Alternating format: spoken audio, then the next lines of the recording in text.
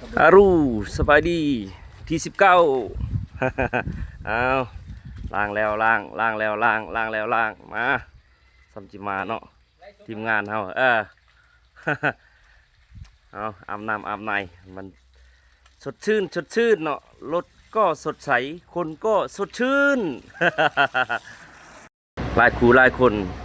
ทั้งมูทั้งคู่ทั้งเซียวอันแซดมาถามว่าเป็นอะไรว่าซั่นอันคือบ่เห็นอยู่บริษัท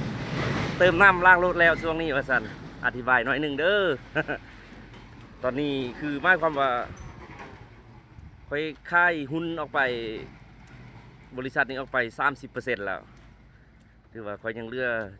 70%ที่ค่อยยังถือไว้นี่อยู่คือว่าส่วนหลายก็บ่ค่อยจะได้อยู่แล้วได้มีแต่ไปเวียกตัวอื่นมีแต่ไอ้น้องทีมงานเฮาประจำอยู่คือเก่าล้างรถล้างเหมือนเดิมเหมือนเคยนี่กำลังอนามัยจัดหนักจัดเต็มที่แหละนี่นั่นหมายความว่าหุ้นที่ค่อยขายออกไปนั้นเป็น 30%นั่นคือทีมงานไอ้น้องพนักงานค่อยเฮ็ดเนาะเขาเจ้าจะเอาส่วนแบ่งไปคือ 30%สมมุติ 100%ต้องส่งคืนค่อย30 70% 70 30นี่ส่วนหลายก็ท่านแล้วก็ได้ลงมาเยี่ยมยามอยู่บ่ท่านแล้วก็แสดงว่าไปเวียกมื้ออื่นนี่ก็ยังเป็นประธานคือเก่าแต่ว่าค่ายหุ้นออกไป จักน้อยค่ายหุ้นออกไปเพียงแต่ 30%ซื้อให้ไอ้น้องทีมงานเฮาจัดการเนาะ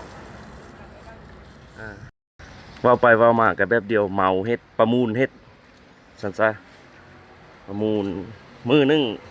เดือนหนึงปีหนึงอ่ะสินะได้เท่าไรแล้วก็มันหักออก 70%ที่เหลือก็เป็นไอ้น้องทีมงานเฮาเป็นผู้จัดแต่งแบ่งสั้นกันเองว่าสันซะแต่ก็ผู้ค้าก็ยังเข้ามาดูแลอยู่เรื่อยๆช่วงนี้ค่ายหุ้นออกไปเพียงแต่ 30%เพื่อซื้อเพื่อให้ไอ้น้องทีมงานเรามีเงินมีคำหลายขึ้นนะซะ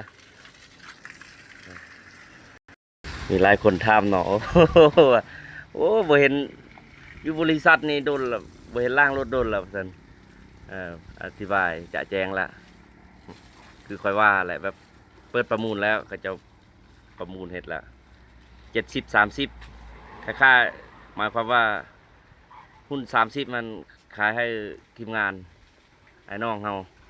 เหลือ70มันค่อยยังถืออยู่